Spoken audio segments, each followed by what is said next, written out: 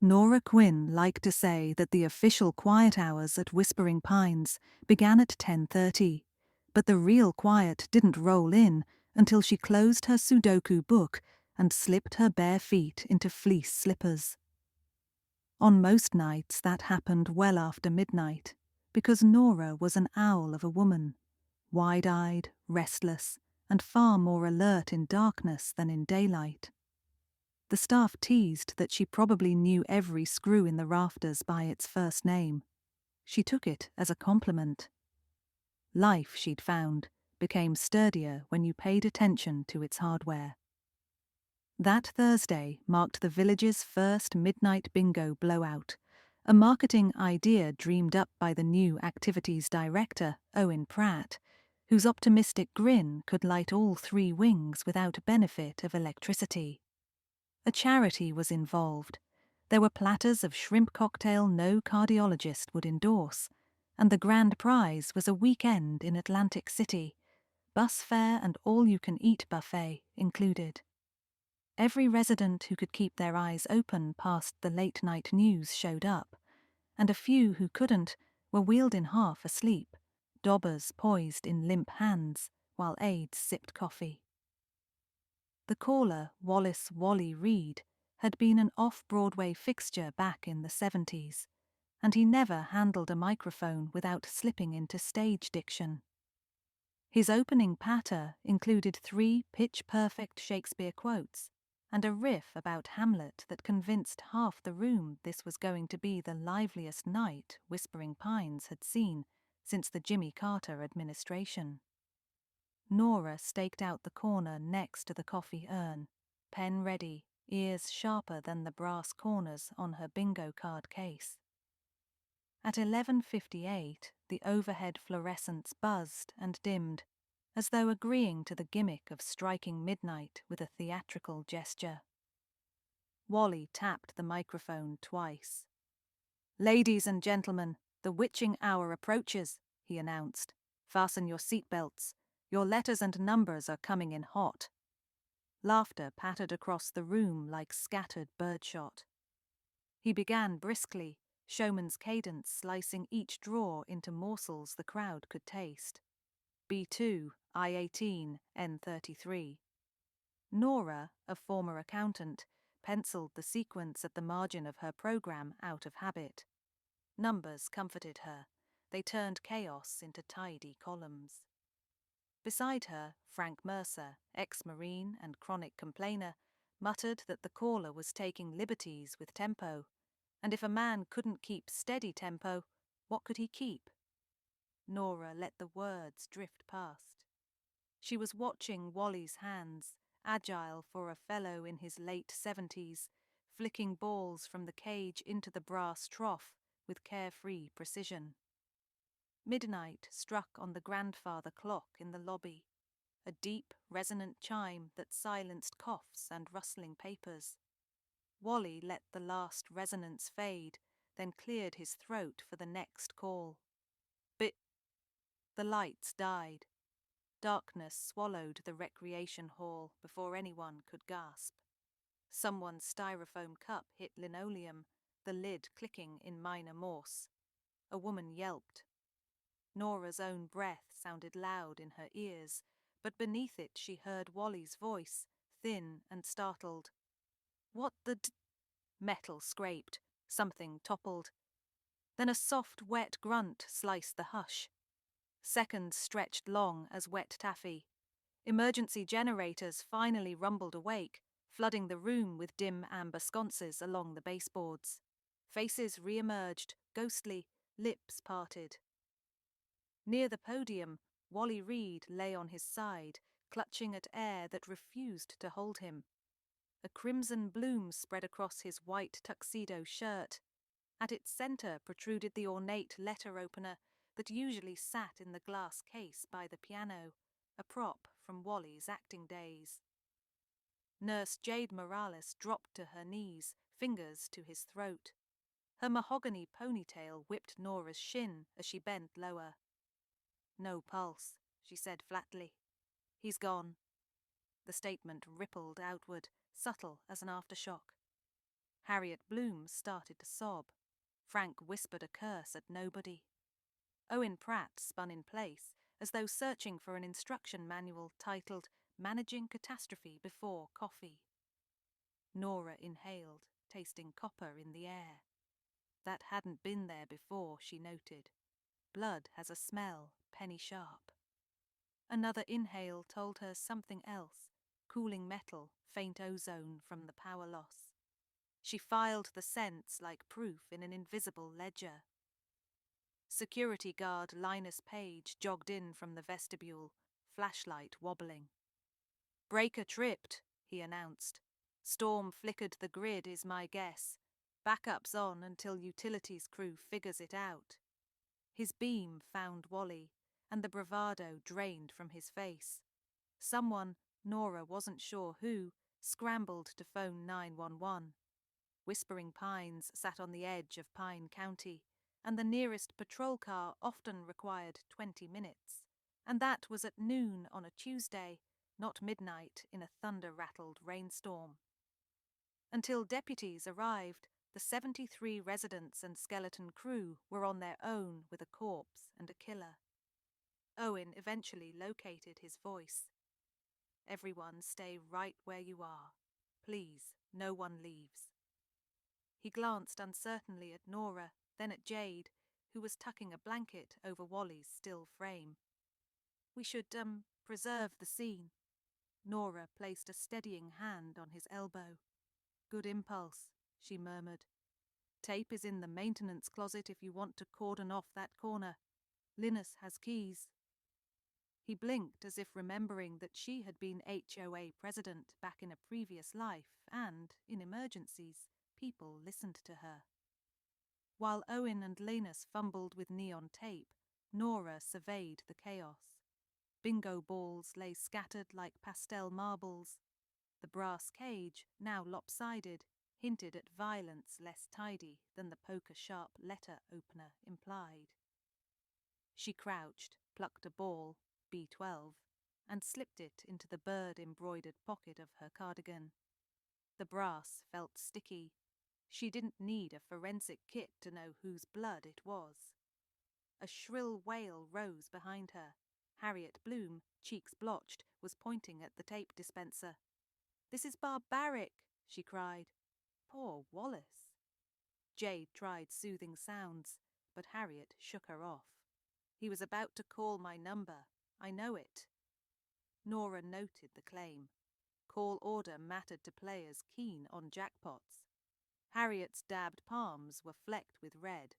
She claimed it was frosting from the strawberry cupcakes. Nora filed the inconsistency.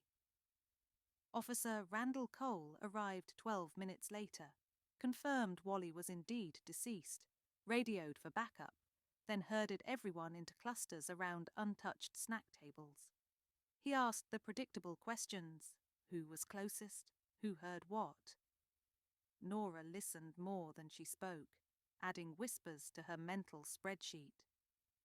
The first thing that leapt out: whoever sabotaged the lights knew exactly which breaker to pull. Linus admitted the panel was in a staff-only storage room down the hall, code locked at night. Besides him, only maintenance foreman Henry Drummond and nurse Jade possessed the code. Second, the letter opener's display case was locked during the game. The key lived on a ring clipped to Owen's belt. But Owen hadn't left the podium area all evening, unless one counted the blackout seconds, and he claimed he'd been frozen in place, hands on a flashlight he never managed to switch on. Third, Wally's final syllable, B, was left unfinished. If Harriet truly expected her number next, why? The board behind the podium displayed released numbers under each column. Nora remembered noting the pattern earlier: 2 Bs, 3 As, 3 Ns, etc., because she'd doodled it absent-mindedly. If the flow had continued logically, one of 2 Bs remained uncalled, B11 or B12. The ball in her pocket suggested the killer had interrupted right before that reveal. Deputies began individual interviews in the craft room. the rest of the residents migrated to pajama-clad huddles. Lightning flickered beyond tall windows, casting the ragged curtains like uneasy lungs. Nora hovered near the corridor, feigning interest in a bruised ficus, until Harriet exited, blotting tears with a monogrammed hanky. "Poor dear," Nora murmured, offering an arm. Harriet clutched it gratefully. Grief made people talkative. "He promised me," Harriet whispered. "Said he'd make sure my card got the right attention. I told him I was one number away and— oh, but don't look at me like that. It was innocent fun. Everyone does it." "Innocent bribery?" Nora asked softly. Harriet's jaw wobbled. "Just a wink and a nod. I brought him fudge from my daughter's bakery. Wallace had a sweet tooth." Nora squeezed her palm. "Did anyone object to his flexibility?" Harriet glanced over her shoulder. "Frank Mercer called him a cheater earlier, and Jade scolded him for eating the fudge, said his blood sugar was high." She sniffled. "But who'd stab a man over fudge?" Not fudge, Nora thought. Something else. She thanked Harriet and ducked into the craft room, nodding to Deputy Cole.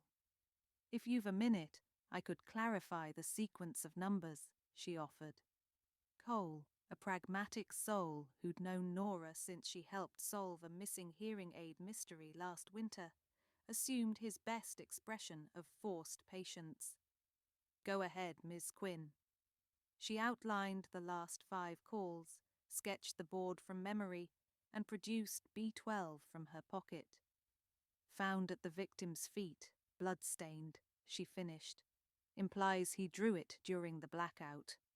Cole lifted an eyebrow. "You just carry evidence around, do you?" "Would you rather I left it for the janitor to sweep up?" she countered. He bagged the ball, mumbling thanks. Nora stepped into the hallway, senses humming. She needed air, but more than that, she needed to test a hunch. The storm had eased to drizzle, and glass doors to the courtyard were propped for ventilation.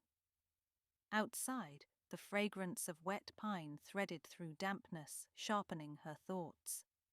Lights from the rec hall shimmered on puddles like nervous coins. Footsteps slapped behind her, heavy, irregular. She ducked behind a potted juniper, just as Henry Drummond strode by, tool belt jangling, flashlight swinging. He marched toward the maintenance shed that abutted the courtyard. Curious. Nora followed, giving herself enough distance that his beam never flicked across her robe. Henry keyed the padlock, disappeared inside. Moments later, light glowed at window slats. A silhouette bent over the workbench. Nora eased the door, listening. Wood shavings, metallic clinks. Then the squeak of faucet. The shed had a small sink. She peeked through a knothole. Henry was scrubbing something under running water. She couldn't see the object, but water swirled pink for 3 seconds before clearing. Blood. Her pulse beat in her ears. A twig snapped behind her. She turned and found Jade Morales watching, arms folded. "Looking for something, Nora?" the nurse asked, tone wrapped in velvet but stitched with steel. "Fresh air," Nora replied. "Care to join?" Jade's nostrils flared as though testing for lies. Rain speckled her scrub top. "You really should go back inside. People are scared." She gestured gently, but not before Nora spotted a reddish half-moon scrape on Jade's wrist, just above her latex glove line, perhaps a fingernail's parting gift. Nora nodded. "You're right. Scared people do silly things." Back in the common area, cookies and decaf were circulating under deputy supervision. Nora accepted a cup she'd never drink and stationed herself near the piano. The letter opener's case gaped empty, glass intact. Lock picked rather than smashed. That took finesse. And time. How long was the blackout? She tapped memories. 16 seconds by the grandfather clock's internal chime lag, she calculated. Hardly enough to pick a lock, wrestle a man, and stab him precisely. Unless the weapon was removed earlier and hidden, ready for the blackout. Who had been near the case earlier? Owen, certainly. But she remembered Jade dropping her coat on the piano bench during setup. Had she slipped the opener then? And what about Henry washing something? Possibly a second tool, bolt cutters for the breaker panel. But Henry had no code. He didn't need one if he could shear the latch. Nora traced the pattern again in her notebook. 3 insiders, Jade, Henry, Linus, motives still foggy. She considered Wally. Theatrical, flirtatious, but not malicious. What leverage did he possess? Jade complaining about his sugar, Harriet bribing him, Frank accusing him of cheating? None pointed to sabotage. Then Nora remembered last Wednesday's mail mishap. She, Jade, and Wally had collided at the reception desk as envelopes spilled. Among them, Nora had glimpsed a pharmacy invoice with Wally's name. Controlled substances for metabolic disorder? No. Wait. The name below the fold had been Jade Morales. Shipments of oxycodone, 60 tablets. Jade had snatched it quickly, smiling thinly at Nora's curious look. If Wally had discovered the nurse's secret stash or diversion scheme, he could have threatened exposure. Maybe even tonight, midnight, fudge bribe, casual blackmail. Rig my numbers, keep my mouth shut. That fit Harriet's mention of conversation. Jade would need him silent permanently. Nora closed her eyes. If Jade planned murder, she'd need darkness, a weapon already secured, knowledge of breakers, and plausible reason to hover near Wally instantly. All boxes checked. But what of Henry's sink wash? He might simply have cleaned paintbrushes. Or Jade had enlisted him unknowingly. Ask him earlier to fix a flickery light, giving her an excuse to borrow his tool code. She'd watched him input the digits, memorized, pieces aligned like lucky columns. She needed proof. Wally's tux jacket still draped on a chair beside the podium, bagged but not yet removed. With Deputy Cole interviewing Frank, Nora slipped toward it, feigning equilibrium issues, so Linus steadied her, then refocused on a coughing resident. Inside the jacket pocket, she found a folded program, edges damp. Scrawled across the margin in block capitals, check nurse locker 3. Ink blotches suggested haste, maybe written during pregame. Nora's spine tingled. Residents used tiny lockers in the nurses' station to store meds they self-administered. Nurses' personal lockers stood in the break room, numbered likewise. Locker 3 belonged, she would bet her social security, to Jade. Deputy Cole met her at mid-corridor. "You look like a cat who's cornered a fat mouse," he said. "Bigger than a mouse," she answered, handing him the note. "Do you have probable cause for Locker 3? Minutes later, Cole, with Jade reluctantly in tow, jimmied the locker under witnessed consent. Inside, a brown padded envelope bulging with pill vials, a small bolt cutter dusted with fresh pine shavings, and a pair of latex gloves mottled red. Jade's cheeks blanched the hue of printer paper. "He was blackmailing me," she spat, composure fracturing. "Said he'd expose the diversion if I didn't fudge numbers, so he could win Atlantic City for that Bloom woman." Her fingers flexed as if remembering the plunge of the opener. "It wasn't supposed to be messy. Lights out, quick jab, done. Pulled the breaker myself. Henry's cutters came in handy. I borrowed them during smoke break. I plan to toss everything in the incinerator after shift." Her eyes flicked to Nora, mixing admiration and loathing. "You had to stick that damn nose in." Cole cuffed her gently. "That's Ms. Quinn's superpower," he said. Nose always points north on lies. By 2:30 lulling morning, cruisers carted Jade away. The storm had exhausted itself, leaving clouds like wilted handkerchiefs. Residents filtered back to rooms. Owen sat numbly at the snack table, gaze on congealed shrimp. Harriet clutched Nora's arm. "I never even got to shout bingo," she whispered. Nora managed a tired grin. "Consider it postponed, not cancelled." Frank Mercer stomped over. "You going to finish the game after all this?" he barked. Nora eyed the blood-stained boards. Maybe daylight is better suited to luck. Deputy Cole helped Nora gather her notebooks. "You picked the killer quicker than we reach half these calls," he said. She shrugged. "Bingo is patterns. Murder's no different." He chuckled. "Next time, try crossword night. Fewer casualties." Nora headed for the elevator, slippers slapping softly. In the hushed foyer, the grandfather clock ticked its pendulum, unconcerned by human crisis. Somewhere down the corridor, a television murmured late-night cooking infomercials. Life resuming default settings. She pressed the button for third floor, then paused, remembering something that would irritate her sleepless brain if left unchecked. She withdrew B12 from her pocket and set it on the receptionist's desk beside the half-emptied fudge plate Harriet had offered Wally. The brass orb looked oddly innocent, cleaned and sealed in evidence film, yet it had sparked the logic that led to a murderer. "G-night to you, B12, she whispered, using Wally's flamboyant cadence. "Rest easy."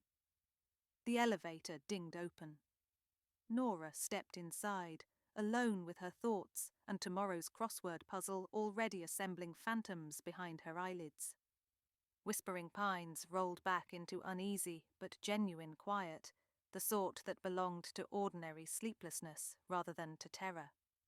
And somewhere, perhaps miles away in a holding cell, a nurse discovered that even the best planned blackout can't hide from a woman who sees the world in tidy columns and refuses to ignore a missing piece.